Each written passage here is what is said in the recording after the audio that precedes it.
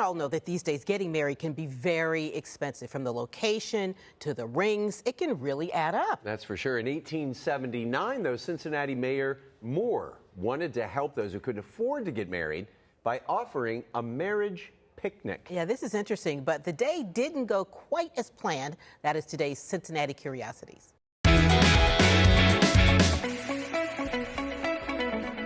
Perhaps the worst idea ever floated in Cincinnati was the brainchild of a short-term Cincinnati mayor whose good intentions went tragically awry.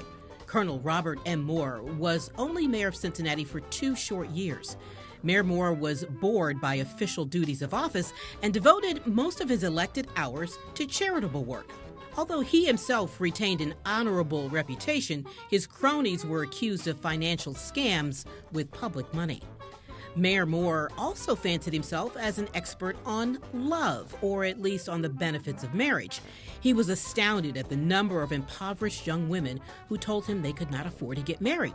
So he created a charity known as the National Association for the Promotion of Marriage to help these poor young ladies. The National Association for the Promotion of Marriage proposed a massive marriage picnic to be held Sunday, August 10th, 1879, at Inwood Park near the top of the Vine Street Hill. Admission was $1/4, and every couple who agreed to be married was to receive a gold wedding band, $25, and a load of free furniture. All fees for the preacher and marriage license would be waived. Approximately 5,000 people showed up, mostly to enjoy the beer, buffet dinner, and dancing. Only 3 couples volunteered to be married. It was rumored that at least 2 of the couples had already been married and only agreed to participate in the marriage picnic ceremony to get the cash, ring, and furniture. All 3 husbands were inebriated. One of them wandered out of Inwood Park and was a fair distance down Vine Street before the constabulary hauled him back to the ceremony. A couple of the grooms claimed they thought they were participating in sham weddings, but the ceremonies were bona fide. None ended happily. One of the couples were criminal partners who engaged in what's called the panel game.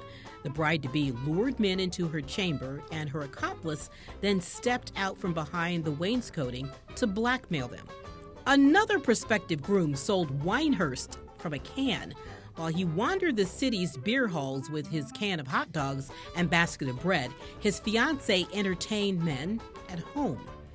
The 3rd husband murdered his wife and was hanged soon after the ill-fated marriage picnic. Mayor Moore never ran for office again. He has a fine monument in Spring Grove Cemetery. So this marriage picnic was quite the eventful day, and Greg Hand, the man behind Cincinnati Curiosities, joins me now to talk about this. So Greg, let's talk about it. Was Mayor Moore's marriage happy?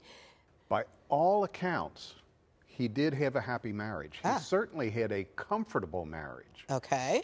Anna, his wife, was actually the daughter of a guy named Reese Price, who owned so much land up on one of Cincinnati's hills that they named the hill for him. And so Price Hill was the homestead for Mayor Moore's wife. And so she came with quite a bit of income to the marriage. That is very, very interesting. Why were so many women unable to marry?